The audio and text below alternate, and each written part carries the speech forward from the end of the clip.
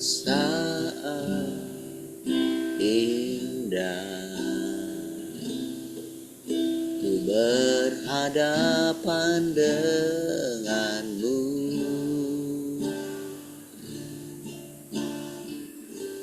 memandang wajahmu, Yesus kekasih jiwaku.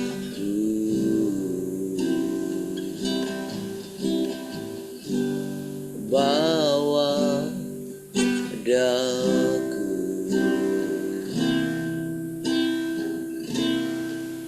erat dalam pelukanmu,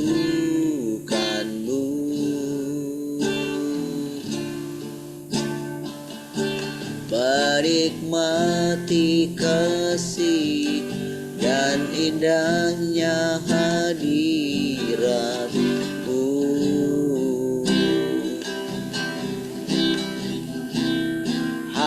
Hadirat-Mu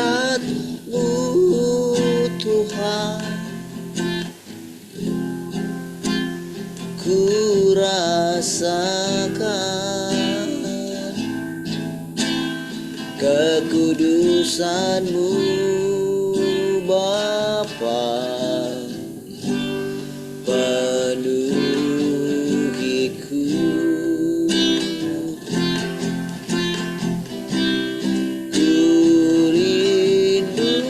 Selalu diam dalam bait-Mu, menikmati kasih anugerah-Mu. Saat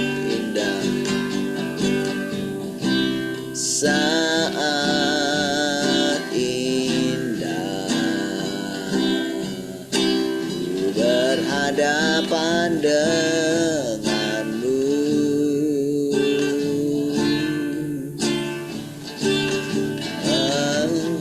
wajah-Mu Yesus kekasih jiwaku.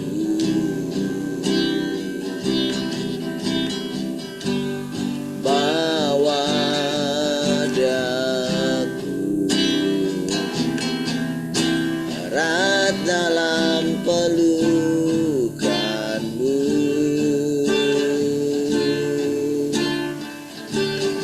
menikmati kasih dan indahnya hadirat-Mu. Oh, hadirat-Mu Tuhan, ku rasakan kekudusan-Mu Bapa, penuhiku.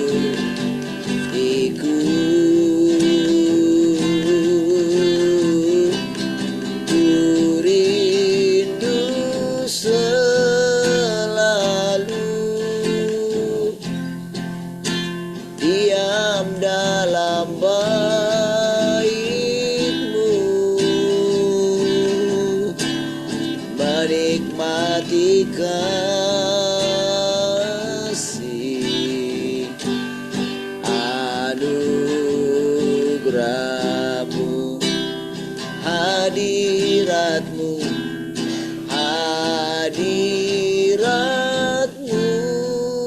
Tuhan, ku rasakan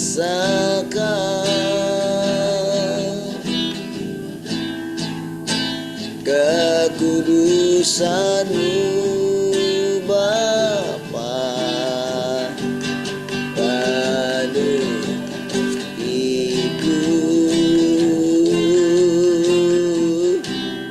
Ku rindu selalu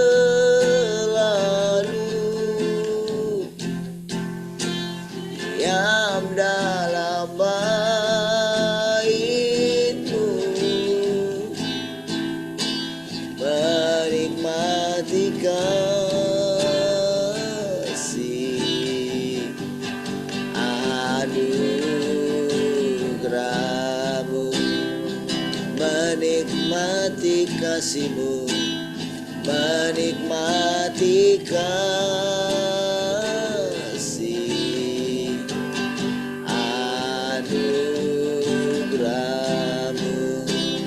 menikmati kasih-Mu, menikmati kasih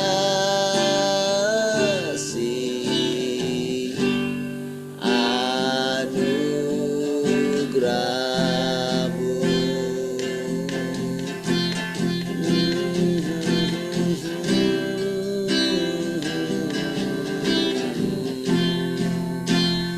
Oh, menikmati-Mu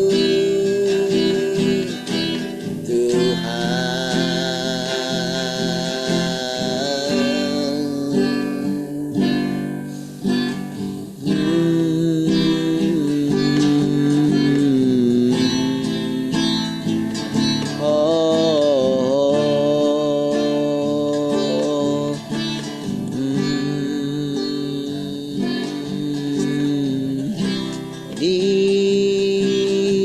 hidup kami Tuhan, merindukan Engkau selalu.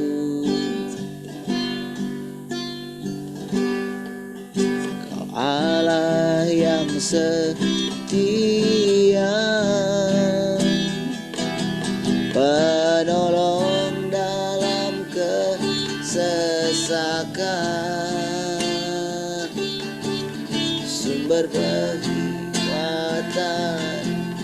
di saat aku membutuhkan.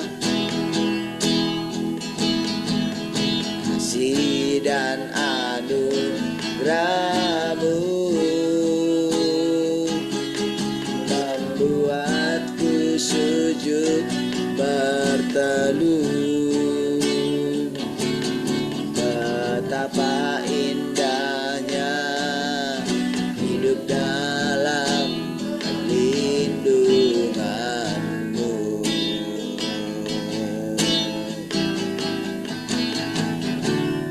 Hanya Engkau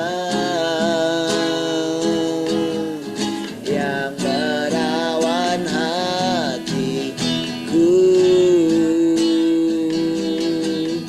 kerinduanku hanya padamu. Kau kekasih jiwaku,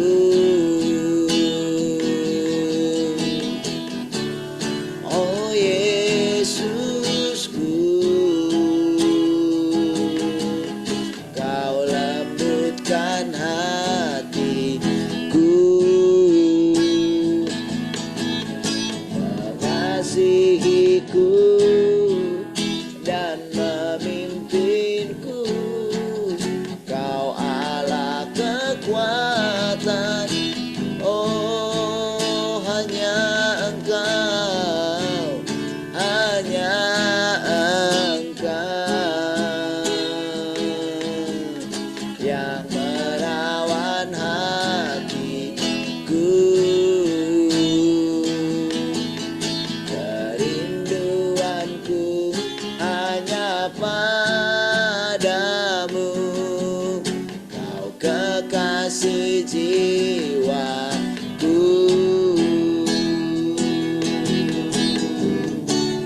oh Yesusku,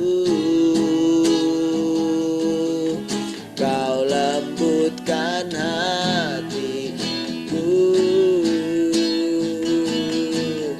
mengasihiku dan memimpinku. Kau Allah kekuatanku,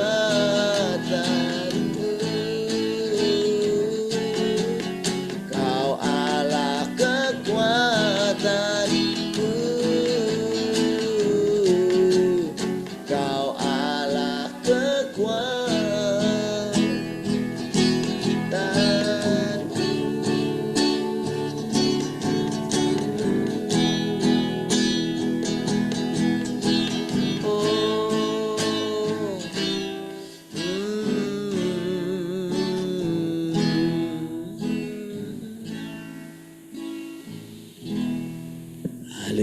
Terima kasih Tuhan, kami bersyukur pagi hari ini. Kaulah kehidupan kami Tuhan. Kaulah kekuatan kami. Oh, kami bisa ada hari ini oleh karena firman-Mu Tuhan. Terima kasih Tuhan. Mari kami tundukkan hati kami ini untuk kami boleh kembali mendengarkan perkataan-Mu ya Tuhan. Biar kami boleh mendengarkan perkataan-perkataan-Mu Tuhan. Terpujilah Engkau Tuhan. Haleluya. Mari semua yang merindukan Tuhan sama-sama katakan amin. Baik, shalom semua, selamat pagi.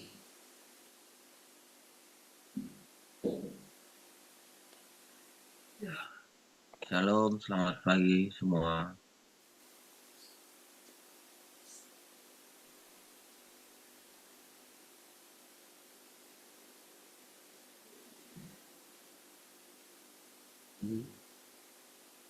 Halo, selamat pagi semua.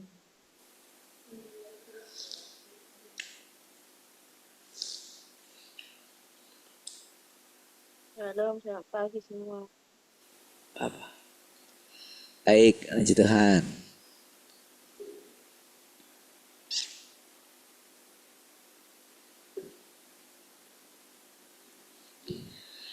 Haleluya. Ada yang mau sharing? Ada yang mau sharing?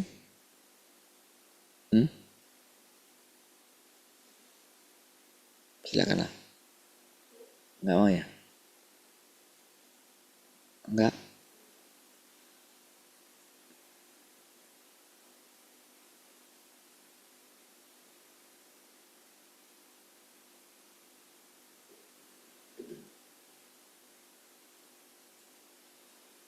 Oke. Mari kita mulai.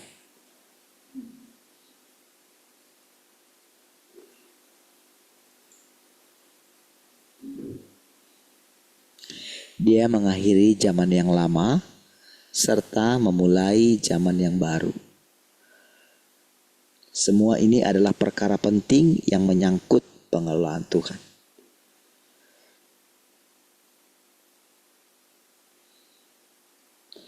Dan semua ini merupakan makna penting dari satu tahap pekerjaan yang membuat Tuhan datang ke bumi untuk melakukannya. Ketika Yesus datang ke bumi, dia hanya mengucapkan beberapa perkataan dan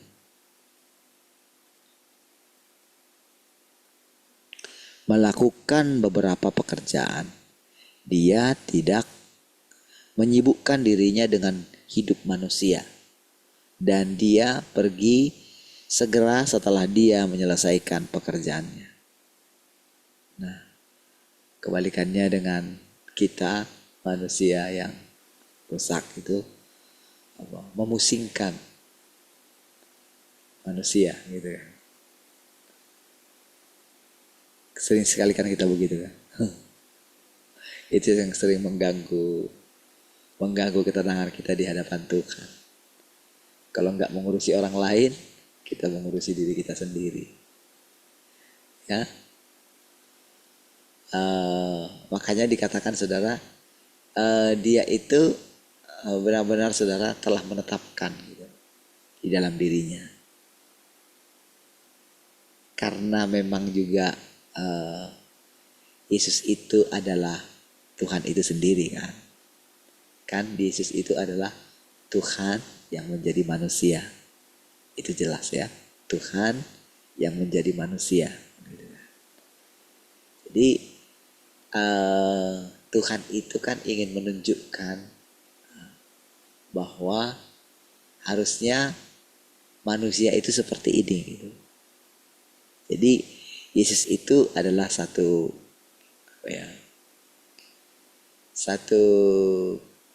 kan dikatakan satu pekerjaan Tuhan katanya kan. Jadi makanya dikatakan tadi firman-Nya, dia tidak memusikkan hidup manusia gitu. Nah, sementara saudara, manusia itu kalau saudara baca di dalam dari kitab Kejadian gitu kan ada di sana ceritanya. Maka kejahatan manusia itu sudah sampai ke telinganya katanya gitu loh. Kan berarti kan ya karena memang ketidakadilan kan, teruslah berteriak kepada Tuhan itu gitu. Kan itu kan yang sering terjadi memang. Ya kalau kita perhatikan juga, memang kalau kita lihat itu kan normal juga ketika kita melihat ketidakadilan gitu. Itu memang pasti membangkitkan amarah gitu. Di mana-mana kan pasti kayak gitu biasanya. Mau gimana pun dikekang, diintimidasi gitu ya. Oh dulu kan sulit sekali untuk apa ya? Karena sudah ditekan kalau ingat di masa Orde Baru gitu kan. Dengan adanya penembak-penembak misterius gitu. Mereka yang apa? Mereka yang melihat ketidakadilan atau para oposisi di waktu masa yang lalu itu saudara. Kalau mereka berkumpul itu langsung dibubarkan saudara. Cuman mereka sebetulnya tetap bergerak di bawah tanah gitu. Selalu begitu ya. Jadi memang setiap kali tidak pas gitu kan, maka pasti akan berontak gitu. Kemarin ada itu pertandingan PON yang itu ya, sepak bola ya, PON itu. Wah itu sampai dikatakan ini paling memalukan dalam sejarah.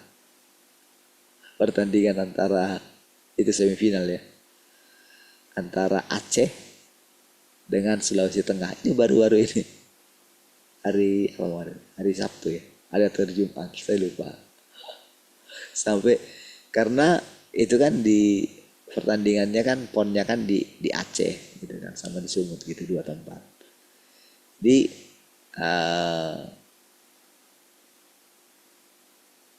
wasit itu benar-benar, karena saya lihat sendiri gitu kan, saya nonton sendiri, memang tidak adil sama sekali. Sampai itu benar, sampai pemainnya apa itu Sulawesi Tengah itu sampai tinggal 8 orang gitu. Saking pokoknya dikasih ulangkan sampai yang terakhir itu saudara, itu pemainnya itu saking kesalnya sama wasitnya dipukul wasitnya sampai jatuh gitu.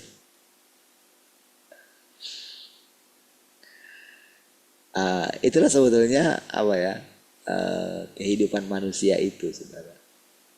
Jadi itu sebetulnya yang bikin memang bikin kacau gitu ya.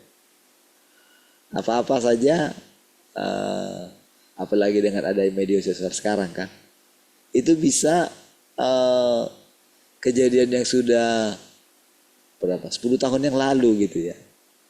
Iya 10 tahun yang lalu seperti kasus Fufu Fafa itu kan. Wah itu bisa sampai ramai sekali. Padahal itu kejadian sudah 10 tahun yang lalu gitu. Tapi memang kalau dibaca postingan itu nggak layak kayak gini jadi wakil presiden gitu kan. Makanya bisa-bisa nanti bisa-bisa dimaksudkan wakil presidennya gitu. Itu yang isu terbaru ya. Nah, jadi saudara, kalau kita melihat bagaimana, kalau kita coba hubung-hubungkan gitu dengan firman Tuhan gitu kan. Kalau coba kita ingat kembali firman Tuhan yang mengatakan, barang siapa yang mau mengikut aku, dia harus menyangkal dirinya. Nah, untuk menyangkal diri inilah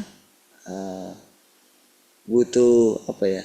Disitulah sebetulnya kita itu menyadari memang kalau kita itu manusia yang rusak. Tapi itu bukan melulu negatif gitu. Justru lewat kita menyadari kita itu manusia rusak gitu ya. Kan pasti kita akan manusia itu akan bersungut-sungut dengan keadaan yang dia alami kan. Membandingkan dirinya dengan orang lain, selalu kan begitu kan. Makanya itu yang membuat akhirnya nanti manusia itu sadar gitu. Ini kan setiap pribadi loh. Dengan perjalanan dengan kalau dari firman Tuhan ini beberapa kali inkarnasi. Jadi sebetulnya jumlah manusia itu sudah ditetapkan. Karena manusia itu kan intinya kan adalah rohnya. Daging kan akan kembali ke tanah. Kan gitu kan? Kalau enggak ya diubahkan menjadi tubuh kemuliaan. Namun kan orang itu akan terus hidup.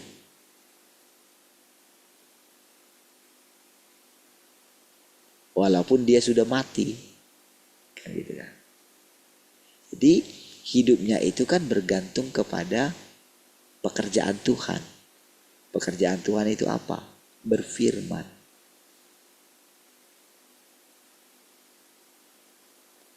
Makanya orang yang hidup di muka bumi ini nantinya akan menyadari nggak bisa hidup tanpa firman.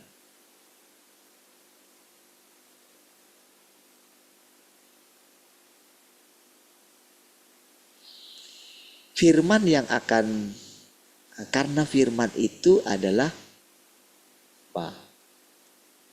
Sumber gitu.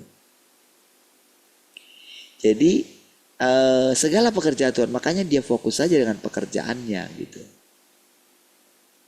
Makanya dikatakan tadi Yesus gak mengurusi, gak menyibukkan dirinya dengan hidup manusia. Dan dia pergi setelah dia menyelesaikan pekerjaannya. Kan pada waktu itu kan murid-murid kalau boleh diperhatikan kan mereka itu kan ketika ditinggalkan Tuhan kan, ketika Tuhan mati itu disalibkan, dia itu murid-muridnya pada waktu itu masih dalam kebingungan kan mereka tercerai-berai kan. Tapi kan itu untuk menggenapi firman. Karena firmannya mengatakan Tuhan akan membunuh gembalanya. Maka domba-dombanya akan tercerai-berai. Itu kan dicatat dalam kitab Yesaya kan. Apa yang sudah diucapkan karena itu firman itu kan tidak bisa dibatalkan. Sama seperti ketika Tuhan menyebut, Yahweh menyebut Musa itu adalah Tuhan. Kan Tuhan Yesus mengutip lagi kan. Ketika dia mengatakan dirinya anak Allah gitu kan. Ketika dia mengatakan Bapa itu, Allah itu adalah Bapaknya gitu. Katanya siapa kamu menyamakan dirimu dengan Allah katanya kan kayak gitu. Lah dulu aja Yahweh karena mereka supaya apa ya? Supaya mereka itu jadi membantahnya itu sebetulnya Tuhan membantah pernyataan mereka yang mengatakan dia itu sesat gitu kan. Dia menjawab, tapi dia jawab dengan firman yang mereka percayai. Kan itu kan. Di mana Taurat itu tidak bisa dibatalkan katanya kayak gitu. Makanya saudara kita itu akan hidup nanti oleh firman. Jadi ketika dikatakan kita rusak, oh enggak, oh kan manusia kan selalu berusaha menyatakan dirinya baik kan. Selalu pokoknya manusia itu merasa dirinya lebih baik daripada orang lain.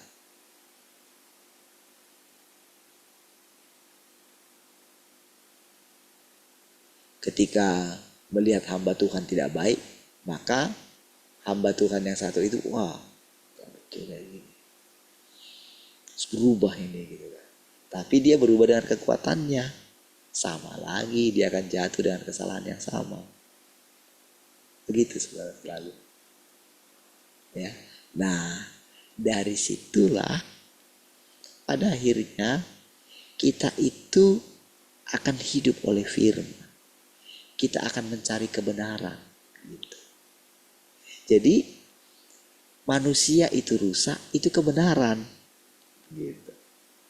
Nah, waktu kita rusak, makanya kita itu mau tidak mau kan harus butuh firman. Firman apa? Semua firman akan kita dengarkan. Kita kan berani mendengarkan perkataan atau menghidupi kebenaran. Kebenaran itu tidak boleh kita memilih kayak gini. Oh, ini yang pas menurutku. Ini yang cocok dengan gagasanku. Makanya kan ketika Tuhan mengatakan tentang penderitaan yang akan dia alami, Petrus kan menegur Tuhan, menarik ke samping, bayangin. Itu tidak akan terjadi kepadamu. Karena apa? Kamu itu suci loh. Kamu kan anak Allah, kamu dilahirkan dari Allah. Kok mungkin loh, masa Allah harus menderita gitu. Masa anaknya, mana dia tega sama anaknya sendiri. Kan kayak gitu, saudara. Kira-kira pernyataan daripada Petrus gak negatif. Petrus pun tidak menyadari kalau itu adalah iblis. Jadi ketika ditegur, anyahlah engkau iblis, itu kebenaran jadinya. Jadi kalau dikatakan dia iblis, berarti dia keturunan iblis. Tapi kan orang yang mendengar ketika dibilang kayak gitu, kalau orang yang gak dipilih Tuhan, wah sudah lama Petrus itu binasa.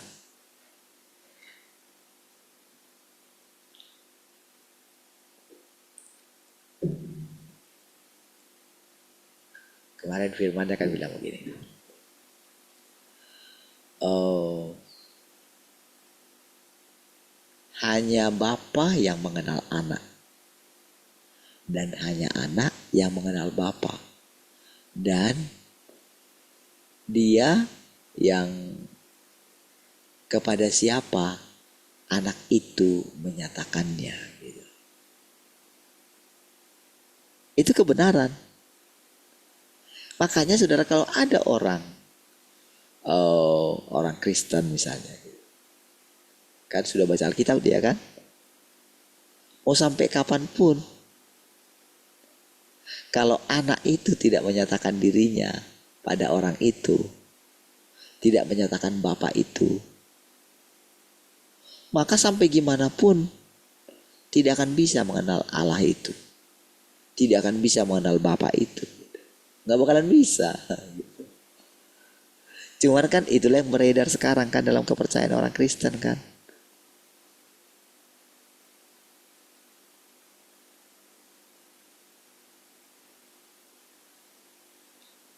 Iya kan?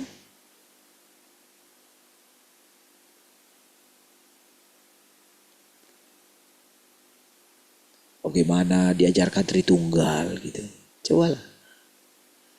Itu kan gagasan manusia, saudara. Setelah membaca Alkitab. Lalu mereka kayak menahbiskan itu sebagai kebenaran, saudara. Seperti itulah manusia memperlakukan Alkitab. Tidak berani, saudara, mengizinkan Tuhan itu, tidak mau belajar mendengarkan. Tidak mau menundukkan dirinya kepada anak itu. Coba kita lihat sedikit dulu ya tentang ayat yang kemarin ya. Di Matius pasal 11. Baca ya, Matius pasal 11 ayat 20 berapa? 23 apa? Bentar ya.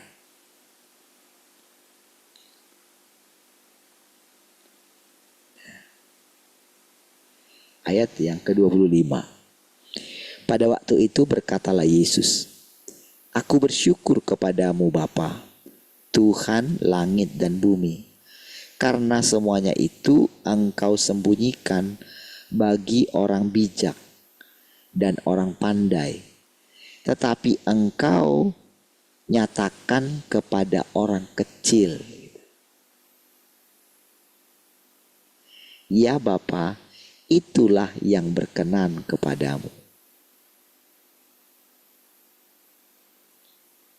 Itulah yang berkenan kepadamu. Dia menyembunyikan, engkau sembunyikan bagi orang bijak dan orang pandai. Karena pada waktu itu saudara, orang-orang itu mengandalkan. Sampai sekarang ini kan saudara,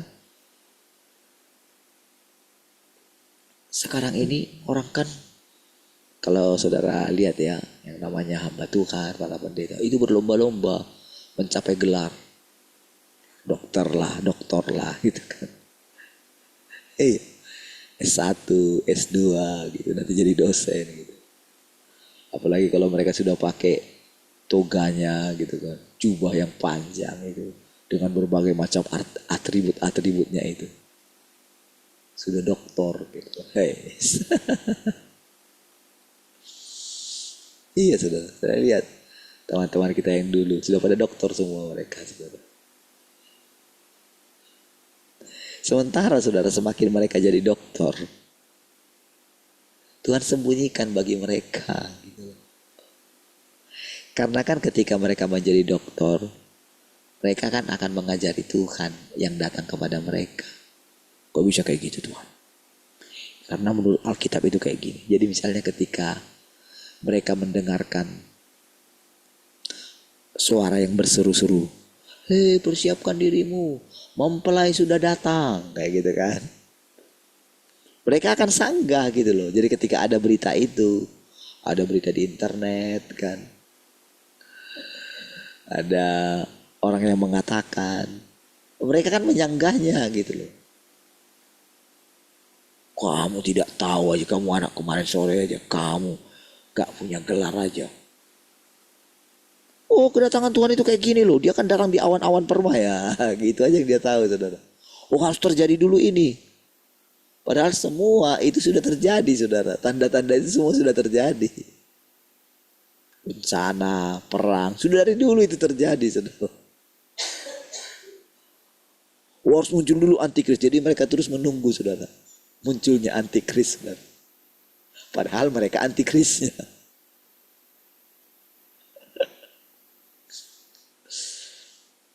Mereka kan tersinggung ketika mereka dibilang antikris. Mereka lupa kalau Petrus pun pernah dibilang bukan antikris lagi, iblis. Itu murid yang sudah mendapatkan pewahyuan kalau Yesus adalah Mesias loh saudara. Cuman Petrus tidak sadar kalau dia mendapatkan pewahyuan itu membuat dia itu jadi sombong, lalu iblis lah yang masuk kan gitu sebetulnya. Ya sebetulnya iblis itu ada di dalam dia gitu loh. Kan iblis itu kan kebohongan. Iblis itu kan segala sesuatu yang bertentangan tentang Tuhan, dengan Tuhan. Kan itu kebenarannya saudara.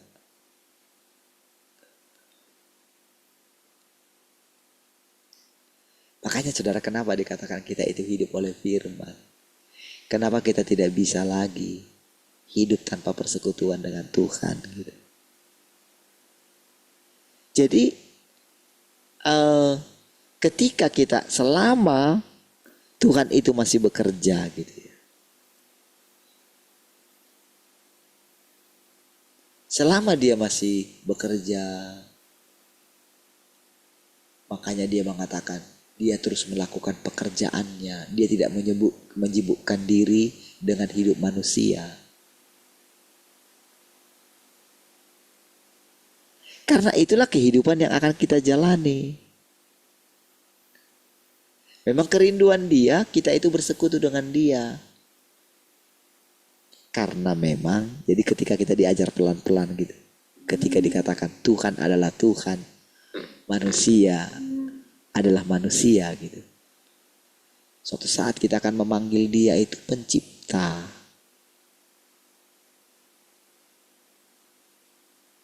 Kita tidak akan berani lagi gitu loh. Maksudnya itu, apa yang kau buat ini dalam hidupku Tuhan gitu. Gak berani lagi nantinya. Keturunan kita tidak akan mengenal lagi nantinya tidak akan mengulang lagi kesalahan yang kita perbuat dulu. Kan mereka akan ingat gitu kan. Bagaimana para anak-anak kita akan ingat. Kalau saya gambarkan diri saya dengan anak-anak saya gitu kan. Mereka akan ingat kehidupan saya dulu gitu. Saya sekarang kan masih mengikuti gitu. Tetapi ketika mereka sudah mandiri, maka ketika mereka gagal dalam hidup mereka, ketika mereka menghadapi permasalahan dalam hidup mereka, pastikan mereka akan diizinkan juga memakai cara mereka kan. Mereka akan terus memuaskan daging mereka dengan segala keinginan-keinginan dunia ini kan. Tetapi kan akan tiba masanya di mana mereka akhirnya kan mentok juga, sama seperti kita mentok kan.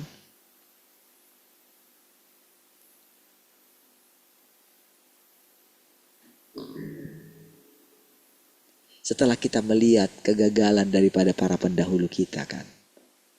Dan akhirnya kita pun gagal. Disitulah kita itu akhirnya bergantung sama Tuhan. Iya kan? Jadi anak-anak kita juga demikian, tapi mereka pasti lebih baik. Iyalah. Nanti mereka juga akan bilang, Bapakku akan bersuka cita karena aku. Gitu. Iya.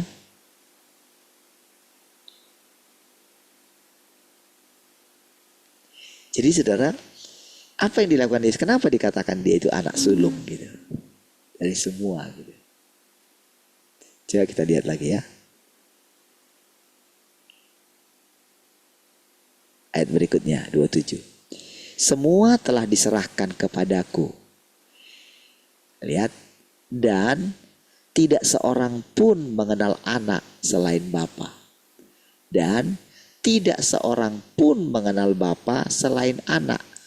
Dan orang yang kepadanya anak itu berkenan menyatakannya.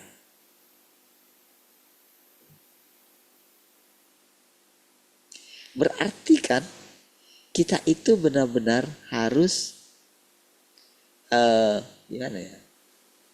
Kalau kita itu tidak memperhatikan perkataan-perkataan Tuhan Yesus, kan yang ada di Alkitab itu kan perkataan-perkataan dia sampaikan. Walaupun kan itu kan bukan semua kan, tapi dia berjanji, dia sudah berdoa untuk kita.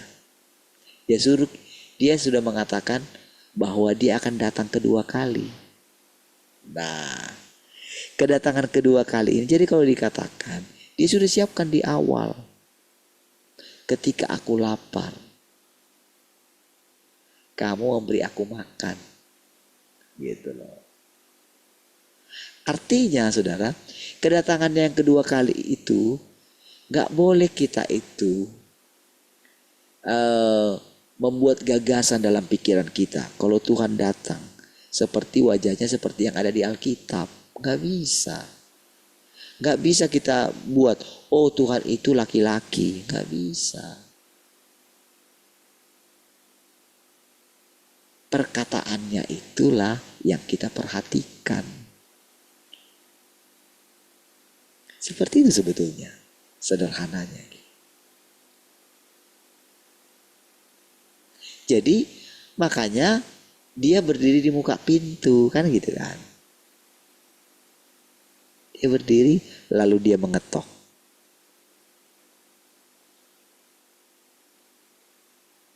Kalau ada orang yang buka, dia masuk dan akan makan bersama-sama dengan dia katanya. Maka dia juga akan bawa bapaknya.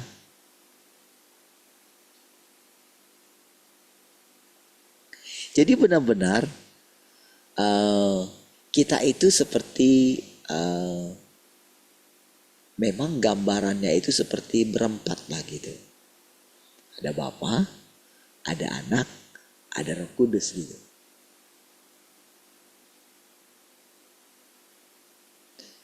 ekstrim kemarin yang ini saudara, itu benar-benar kayak 3 pribadi kan gitu kan. Nggak bisa.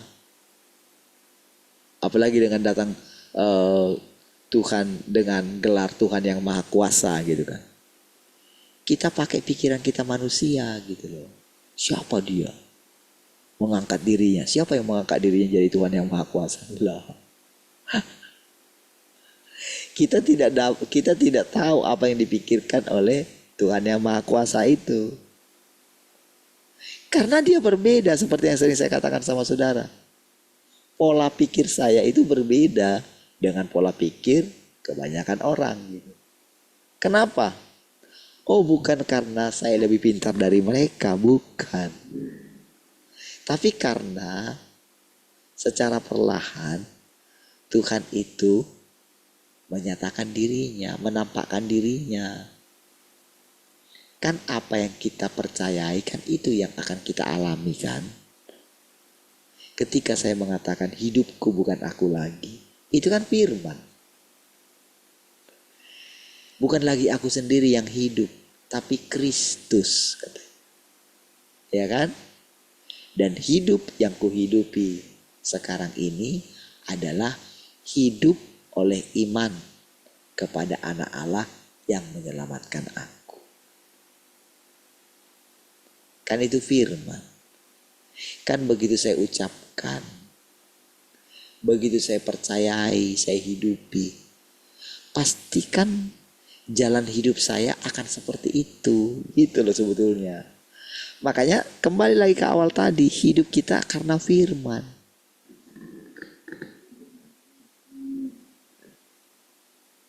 Tuhan kasih firman yang sulit. Anak laki-laki itu dirampas. Perempuan itu melahirkan anak laki-laki itu. Kan itu kan makanan keras gitu sebetulnya. Siapa yang berani makan itu? Saya belum pernah dengar orang yang mengatakan itu. Pendeta hebat gak ada yang pernah saya dengarkan berani menyatakan itu gitu. Gak ada. Itulah kerendahan hati palsu. Tetapi memang ketika orang sembarang memakai firman itu gitu ya, kalau dia bukan dipilih, dia akan jadi penyesat. Pasti saudara. Itu kebenaran juga. Makanya saudara kalau dikatakan hanya kepada siapa anak itu menyatakannya. Manalah saya tahu. Mana kita tahu saudara. Apakah memang anak itu menyatakannya kepada kita?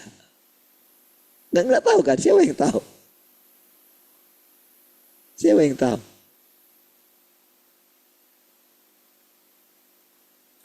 Disitulah saudara akal kita itu bertumbuh gitu. Saya percaya karena apa? Ya karena firmannya. Lalu ketika saya berbantah terus, ngapain kamu berbantah? Emang anak laki-laki itu emang kamu dagingmu? Kan tidak.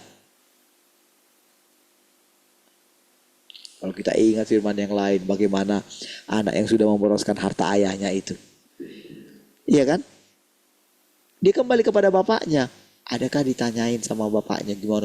Kamu gak boleh masuk. Ada nggak? Nggak ada kan? Itu kan kebenaran. Itu kan Tuhan yang cerita loh. Oh, berarti tak ada yang dapat memisahkan aku dengan Allah itu ya. Oh, berarti aku ini anak ya. Nah, itu logika kita yang harusnya ini, saudara. Lalu, loh, kan segala sesuatu sudah ditanggung Tuhan. Dia sudah mati karena aku. Oh ya? Makanya dia suruh saya pikul salibnya ya. Oh, pikul salib itu maksudnya akui, hidupi. Pikul salib, sangkal diri. Pikul salib.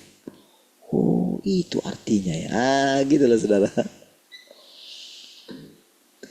Kalau kita nggak pikul salib kita saudara, kita itu akan menghakimi orang lain.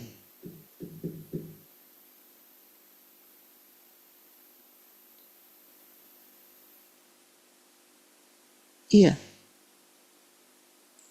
Tetapi ketika kita pikul salib kita, oke, lalu setelah itu kan ada firman yang berikutnya, Tuhan itu bangkit. Berarti roh kebangkitan itu juga, itu adalah firman. Kita nggak perlu terus lagi ada di bawah kaki salib itu, gitu. Sekarang kita hidup di zaman yang baru, zamannya firman. Gitu loh, prosedurnya itu gitu, sederhananya itu, gitu loh. Oh, makanya dulu Tuhan Yesus itu berdoa tiap pagi ya. Gitu. Jadi ketika kita menjalani setiap hari sekarang ini gitu kan.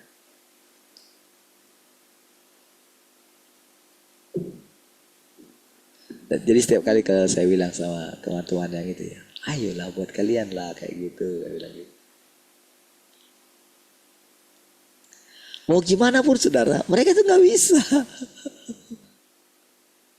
Iya saudara, mereka rindu sih. Tapi saudara untuk memulainya itu karena apa? Ya siapa yang mau diajak gitu. Mungkin rasanya firman yang dia ini kan, wah sudah hebat luar biasa. Tapi ketika misalnya mau sampai memulai, misalnya mau bikin Zoom gitu. Sudah tes water, saudara. Gak ada yang ini.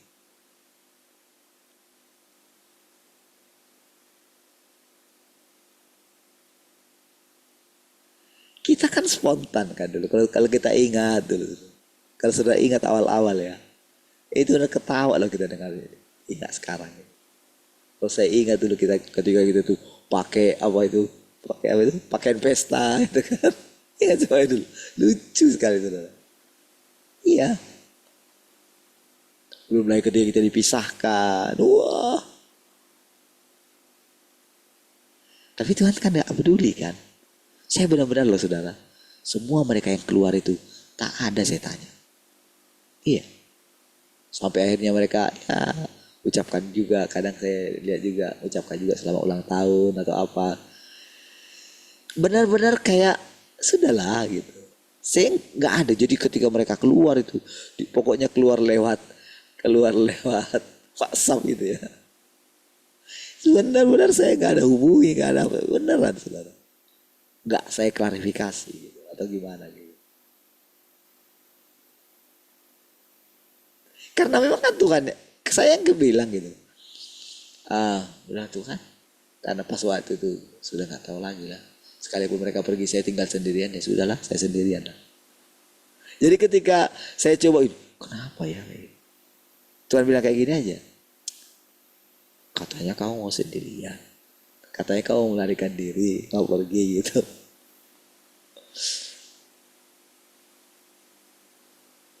Sekarang kamu ditinggalkan sendiri. Harusnya kamu senang lah. Karena sudah digenapi apa yang kamu inginkan. Tapi sebagai manusia sedih juga kan. Apa salahku? Kan gitu kan. Padahal kita itu lagi dituntunnya dari awal saudara. Jadi kadang-kadang saudara kalau saya sharing ya dengan teman-teman pendeta itu saudara. Kalau ini saudara. Mereka itu akan gimana ya. Jadi kalau saya bilang kami tiap hari loh. Tiap pagi gitu. Kalau saya bilang kayak gitu ya. Itu pasti. Ya gimana ya.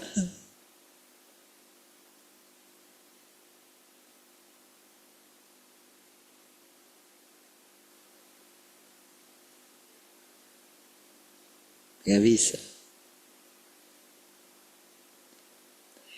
Jadi saudara, ketika Tuhan menyatakannya kepada kita, saudara, sebetulnya tanpa sadar kita itu dibuat Tuhan kayak pioner gitu loh saudara. Pionir.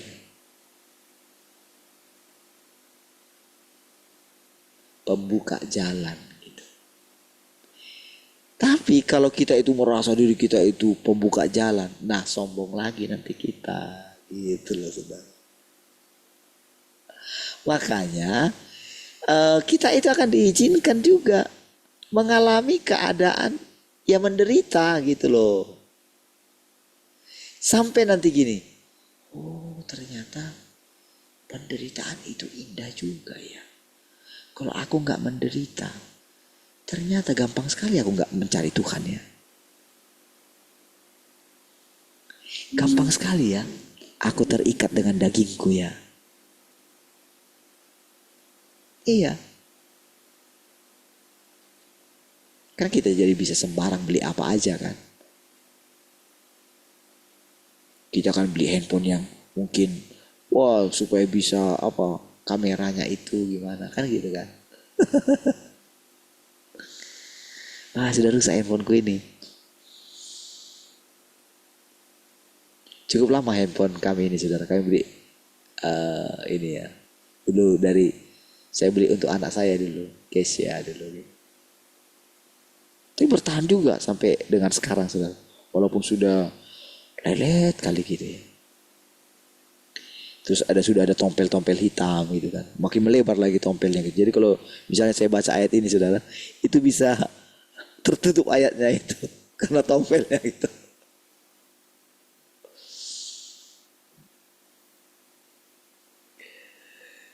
Tapi saudara dalam diri saya karena apa ya? Jadi hidup kita itu kayak gini loh saudara. Kayak diaturnya dia gitu loh. Kayak ada yang ngatur hidup kita ini gitu. Dan sebetulnya dia pencipta itu yang ngatur hidup kita ini. Ini loh jalan yang kamu harus jalani ini. Gak usah kamu bantah. Jalani aja gitu.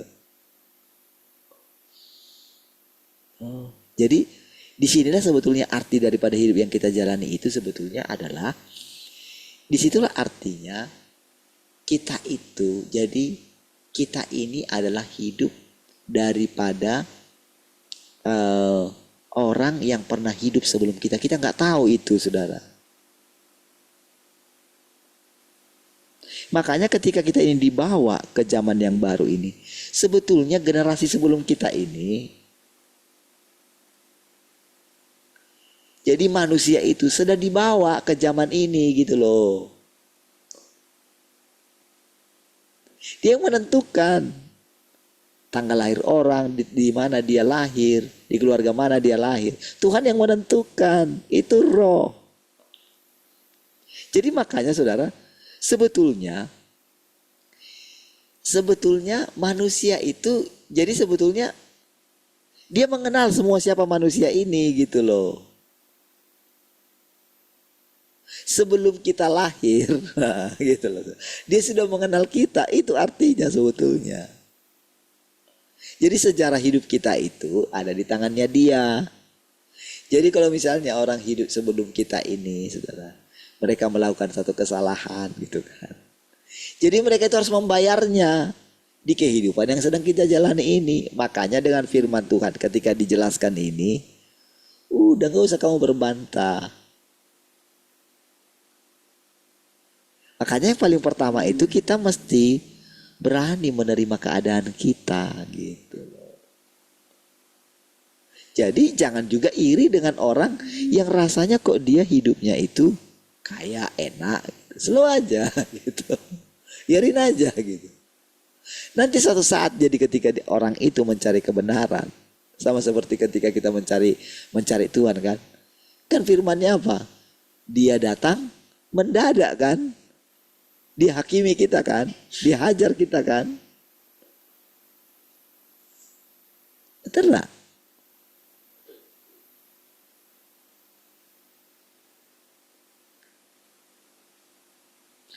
Udahlah Tuhan, saya nggak tahu lakukanlah yang kau pandang baik. Tiba-tiba bom meledak saudara. Saya ingat itu saudara. Karena baru saya katakan gitu. Saya pun nggak tahu karena waktu itu saudara apa ya? Saya itu melihat satu apa gitu ya? Karena pendoa gitu mungkin ya. Karena kami pendoa kan sering sekali kita itu kan kayak nabi gitu kan. Jadi ketika saya bilang itu terjadi langsung gitu loh, saudara. Langsung gitu. Wah, meledak itu saudara.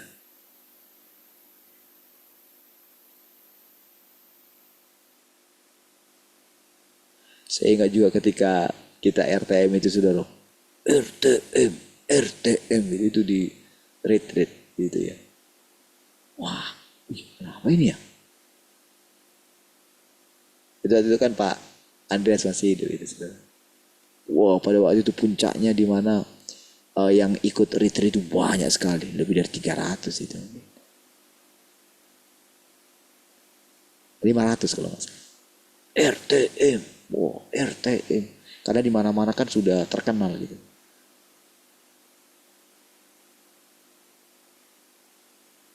Batam yang tadinya nggak bangkit-bangkit itu pada waktu itu bangkit gitu.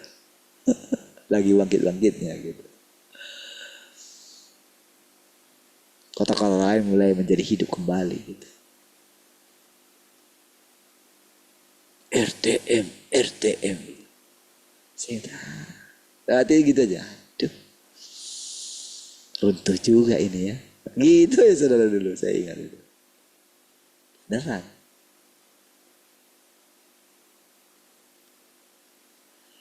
Jadi saudara, kita itu apa? Makanya kalau kita mau lihat kehidupan manusia ini ya, lihat aja. Mau gereja yang gimana sekalipun saudara. Sekalipun gereja Tuhan yang Maha Kuasa ini, jangan saudara pikir sudah hebat kali saudara. Enggak juga. Ditemukan juga pemberontak. Makanya sampai dibuat peraturan. Itu kan. Gak boleh melayani berbeda jenis kelamin gitu, berdua gitu, nggak boleh. Kalau melayani harus berdua-dua katanya kayak gitu. Waduh, itu. Jadi masa itu saudara.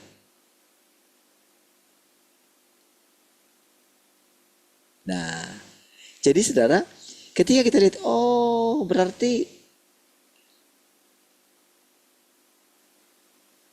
kalau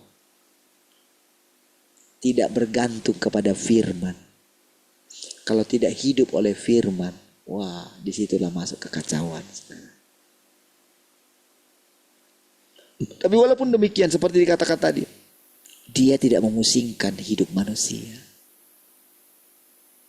Jadi dia itu hanya mengucapkan karena firmannya itu adalah sumber. Maka pada akhirnya nanti saudara, bagi pikiran manusia itu benar kalau Tuhan itu adalah firman. Bukan seperti satu pribadi yang kita datangi, satu sosok yang kita datangi, bukan.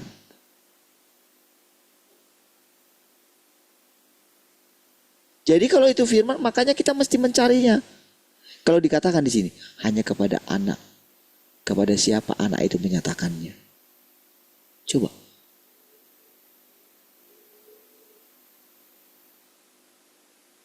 Dari mana kita tahu kalau itu firman-Nya? Disitulah kita mulai diajar dia bagaimana cara berpikirnya Tuhan. Oh, kayak gitu ya. Oh, makanya Tuhan suruh kami makan ya, makan dia ya. Oh, kalau kami makan berarti kan secara perlahan Tuhan itu mulai tinggal dalam kami ya. Berarti pikiran saya ini itu diam-diam pikiran Tuhan itu mulai menguasai pikiran saya ya. Kayak gitu kan? Kalau pikir kita kan ketika kita merenungkan harusnya seperti itu. Oh, itu artinya menyangkal diri ya. Terus seperti itu saudara. Ini yang berubah pikiran kita ini saudara.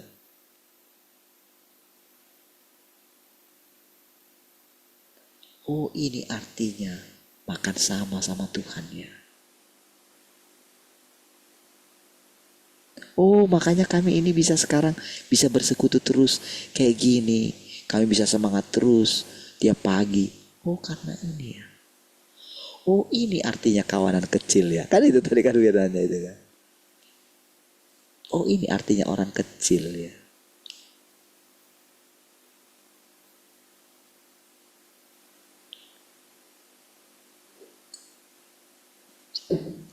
Kasih Tuhan. Kita kan teruskan hidup oleh iman kan, dengan iman kan. Menjalani hidup kita ini kan. Cobalah ketika saudara renung-renungkan saudara firman yang mengatakan kita ini hidup selama-lamanya. Apa yang ada dalam pikiran saudara? Kita tidak akan mati katanya. Cobalah saudara. Hanya dengan renungkan firman itu. Bukankah saudara akan semangat untuk hidup? Ketika lemah tubuh saudara, bukankah saudara semangat untuk hidup? Ketika engkau punya masalah yang rasa yang berat gitu, bukankah ketika engkau mengingat Tuhan, engkau akan berani menjalaninya? Ketika engkau melihat mungkin kalau kita lihatlah bagaimana yang terjadi di bangsa kita misalnya gitu. Orang-orang yang ingin memperkaya dirinya, yang sibuk dengan dirinya sendiri sehingga tidak bisa mengelola bangsa ini kan saudara. Mau jadi apa bangsa kami ini Tuhan? Kan gitu kan.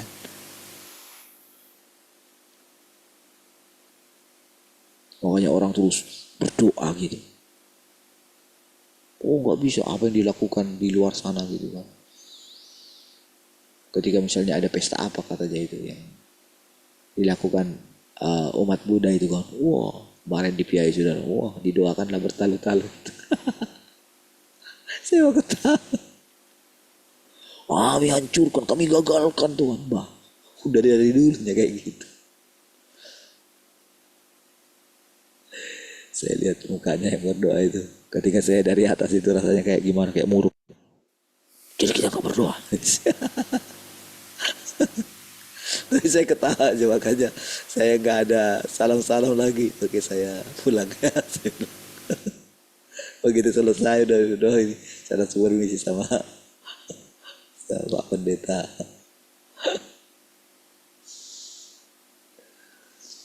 Tapi minimal saudara menyentakkan juga lah gitu ya. Ayo gitu.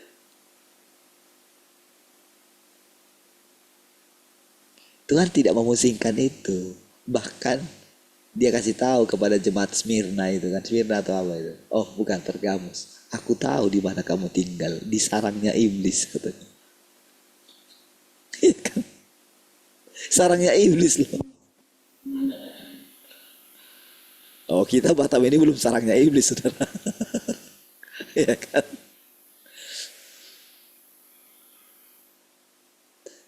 Udahlah biarkan aja gitu. Sampai gimana dia mau menunjukkan gitu. Karena masih itu yang dia tahu. Itu yang dia tahu kan. Kalau menurut dia kan apa yang dilakukannya itu kan untuk apa kan, untuk Buddha, untuk penciptanya kan gitu kan. Sudahlah biarkanlah gitu. Nanti kalau anak itu ingin menyatakannya, semuanya milik Tuhan kok. Ngapain kita mesti ini kan? Punya Tuhan. Jadi jangan menyangka oh karena dia itu Buddha, karena dia Muslim, karena dia apa. Bukan punyanya Tuhan. Bah. Itu sudah melanggar firman saudara. Emang Tuhan Yesus mati untuk orang Kristen. Dulu belum ada orang Kristen kok. Dia mati untuk semua manusia. Oh gimana manusia itu melawan Tuhan itu karena dirusak oleh iblis. Melalui agama-agama. Melalui falsafah-falsafah. Mau bagaimana saudara dihalangi tentang orang tidak akan menyebut lagi negara A, negara B nantinya. Nggak ada lagi, oh saya bangsa Indonesia. Makanya sekarang ini kan yang naturalisasi itu saudara. Wah itu tertentangan itu saudara. Oh kita mesti anak, mesti anak yang lahir di Indonesia langsung benar-benar asli. Bukan diaspora gitu. Baru kemarin PON itu saudara. Kayak gini lah. Inilah pemain Indonesia. Tahunya itu kelahi katanya. Kayak gitu saudara. Inilah mutu daripada pemain Indonesia itu kayak gini. Ini mutunya gitu. Bayangkan wasitnya dibogem saudara. Jatuh KO saudara. Ini nih. Inilah kualitas pemain Indonesia asli katanya kayak gitu. Inilah kualitas. Gimana mau berkembang? Sementara mereka itu saudara orang yang naturalisasi kita itu agak unik memang saudara. Memang dibayar saudara. Ya mereka mahal, dibayar juga gitu.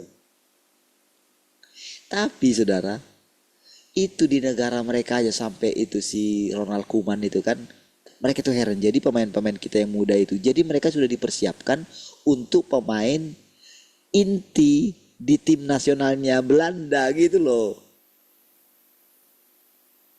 Tapi mereka itu heran kok mereka lebih memilih Indonesia. Harusnya kalau di mereka di sana karir mereka itu akan menanjak. Tapi anehnya mereka pilih kembali ke tanah airnya gitu loh. Itu heran loh saudara. Itu makanya gempar saudara. Apa yang membuat kok mereka datang ke Indonesia gitu loh.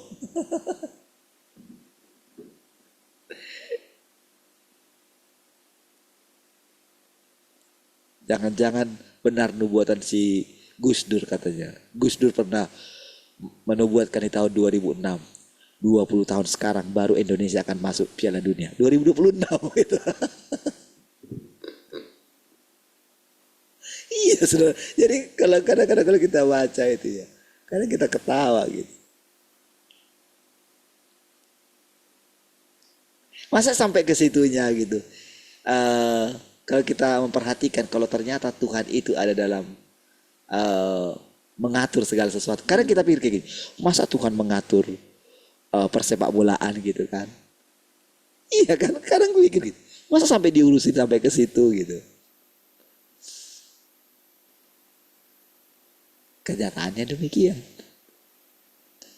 Jadi sekarang firmannya itu saudara, jadi kita jadi sekarang melihat gitu.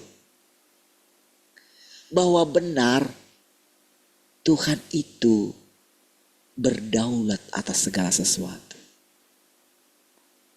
Dia berdaulat sampai kepada kehidupan yang paling kecil kehidupan kita.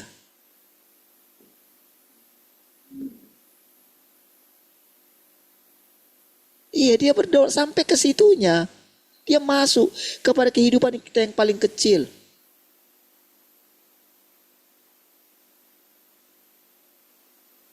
Seperti yang saya ceritakan kemarin, ceritanya Joen, ceritanya Ika, ceritanya Esther, ceritanya Cika gitu kan.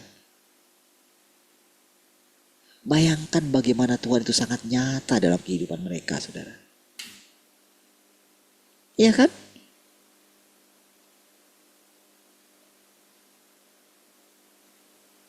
Nah, disitulah saudara secara diam-diam kita itu mulai, oh firman yang kami baca ini pun sebetulnya apa ya, hidup dia ya.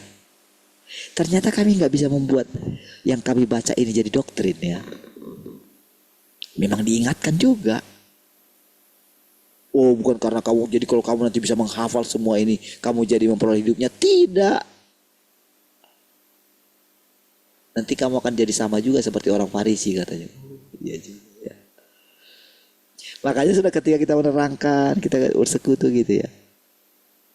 Kan dia tahu tingkat pertumbuhan kita, kan Tuhan yang tahu.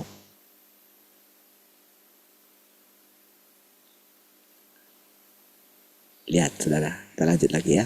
Sekarang ini, setelah aku selesai berbicara dan menyampaikan firmanku kepadamu, jadi walaupun ini huruf besar itu, jadi saudara ingat ya, ini adalah Tuhan yang berinkarnasi itu.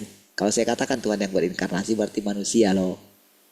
Tapi kenapa dikatakan Tuhan berinkarnasi? Kenapa kita ini kan lagi bahas tentang misteri inkarnasi. Ya kan? Jadi dalam pikiran kita itu kita mesti begini. Beda ini. Bedanya itu karena Tuhan. Karena dipilih Tuhan loh. Itu seperti itu. Makanya kalau misalnya saya katakan, saya ngomong seperti ini berbeda dengan saya seperti lebih daripada saudara, itu karena firman. Gitu loh. Karena pilihan dia, bukan karena orang ini gitu loh. Orang ini harus sadar dia itu ciptaan Tuhan. Artinya saudara pun kalau masuk nanti dalam hal ini, kan kepada siapa dia menyatakannya. Saudara harus punya pikiran Kristus itu gitu loh. Itu maksudnya. Jadi ketika dipisahkan antara Tuhan yang berinkarnasi atau dikatakan daging inkarnasi, atau ketika dikatakan Tuhan yang maha kuasa, kan rasanya itu masa manusia ini Tuhan yang maha kuasa, kan gitu kan. Puji Tuhan aja saudara, kita nggak bersama-sama dengan mereka gitu kan. Maksudnya itu kalau mereka itu pasti saudara, mereka kan, karena ketika dia ngomong, apalagi dipakai huruf besar ini loh saudara.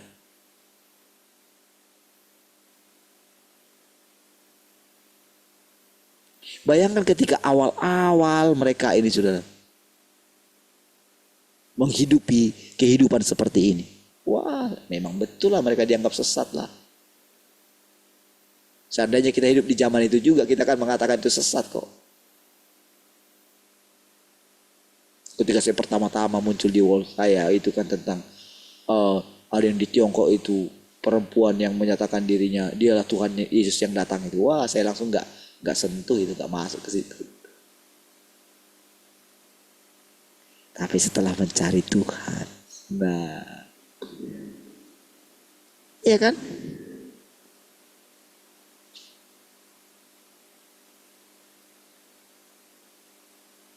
Tapi ternyata kepada saudara sudah ada juga yang dapatkan dulu kan. Nanti akan ada orang yang ngajari kamu. Kata bapaknya Mak Tian. Nanti akan ada.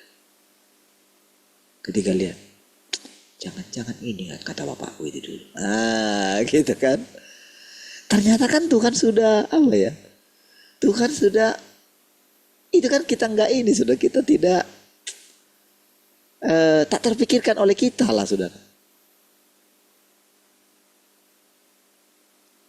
Tapi makin lama saudara, makin kita itu dicerahkan gitu. Jadi terangnya itu makin lama makin terang saudara. Oh, kalau sudah kayak gitu sudahlah, digoncangkanlah di mana-mana saudara. Iya. Ketika itu misalnya kemarin itu kan, rasanya kemarin itu ketika sudah ini kan, happy sekali saudara. Apalagi keluarga saya kan yang pilih 02 itu kan. Uang saya khotbah dengan hebatnya gitu. Kalau sekarang saudara mau dibatalkan itu gimana saudara? Kaget kan? Saya itu dalam hati, udahlah nggak usah dibahas, saya pikir gitu. Saya ngomong di sini kan karena ini gitu. Maksudnya Tuhan menunjukkan saudara, ini loh. Ini disembunyikan bagi orang berhikmat. Tapi dinyatakan bagi orang kecil saudara. Tetap saja saudara rendah hati. Belajarlah gitu. Belajarlah meneladani hidupnya Tuhan Yesus gitu. Lihat gitu. Belajarlah daripadaku. Karena aku ini rendah hati katanya kan. Pikul laku yang kupasang. Itu kan di ayat berikutnya itu kan. 28 itu. 29. 28. Marilah kepadaku. Semua yang letih, lesu dan berbeban berat. Aku akan memberi kelegaan kepadamu. Pikul laku yang kupasang. Dan belajarlah padaku. Karena aku lemah lembut dan rendah hati. Dan jiwamu akan mendapat ketenangan. Amin saudara. Tanpa sadar kan kita belajar dari Tuhan Yesus kan. Setiap hari kan. Betul gak? Dan bukankah jiwa kita mulai mendapatkan ketenangan? Betul gak? Masih kita takut kan? Tentang apa yang terjadi di bangsa kita ini. Gak takut lagi kan? Kita cukup bilang kayak gini. Ketika misalnya kelaliman terjadi. Kamu pikir kamu bisa bertahan. Tiba-tiba kita ingat firman Tuhan bilang. Segala sesuatu akan lenyap ini semua. Ketika kita lihat pemimpin yang zalim misalnya.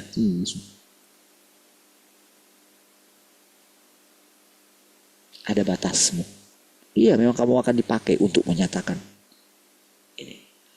Tapi jangan kamu menganggap kuasa itu terus ada padamu. Hari ini juga. Kalau kuasa itu diambil daripadamu, lihat. Ini yang sedang terjadi loh saudara. Ini menjadi pelajaran bagi kita. Ya kan? Lihat bagaimana usaha yang namanya katanya elit-elit global itu rasanya mau menguasai, mau mendepopulasi katanya. Lihatlah, bisa kan? Nggak bisa kan? Karena saudara mulai menerima kedaulatan Tuhan. Itu saudara. Jadi saudara, kalau ada orang yang menerima kedaulatan Tuhan, ketika orang kecil ini, gini, kelompok kecil ini, gitu, kawanan kecil ini, gitu.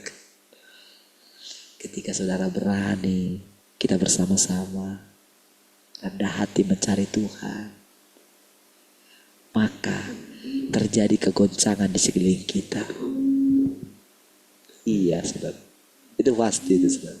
Jadi nggak usah kita pusingkan dengan orang yang misalnya, wah nggak bergabung, nggak apa gitu, biarkanlah.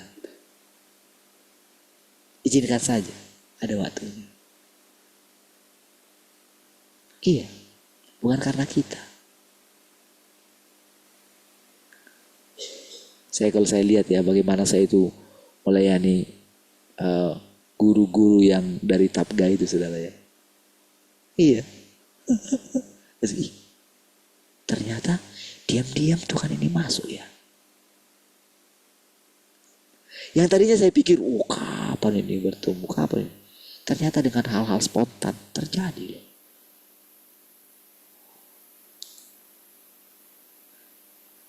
Makanya saudara, sekarang ini sudah, mari kita cintai duduk di kaki Tuhan gitu ya. Mari mulai gini. Kan sebentar lagi kan saudara juga kan akan memasuki pensiun kan. Pensiun dari pekerjaan gitu. Iya kan? Lu ngapain lagi kita mau pusingkan lagi kan? Anak kita udah besar, untuk apa lagi gitu loh. Harusnya kan kita berhikmat. Kita aja gak pengen rumah orang tua kita. Terus bagaimana anak-anak kita kalau mereka sudah punya kehidupan sendiri? Mereka nggak mau. Mereka akan mencari, mereka pengen akan rumah yang mereka hasilkan sendiri. Jadi sudahlah gitu. Ayo kita itu jadi apa saudara? Tinggallah di dalam Tuhan. Belajarlah dari Tuhan Yesus. Disitulah saudara, jiwa kita mendapat ketenangan. Disitulah kita nanti ketika umur kita terus jalan. Sudahlah Tuhan. Kan Tuhan yang tahu kan. Oke, sekarang sabaslah engkau hai hambaku. Masuklah ke dalam kebahagiaan Tuhan. Nah, itu saudara. Amin. Gak perlu kita suruh nanti orang-orang nanti bikin di samku ya.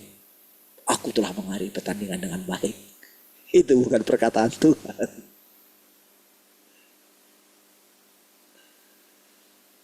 Jadi yang mengatakan pertandingan dia terakhir itu saudara, itu Paulus, bukan Tuhan.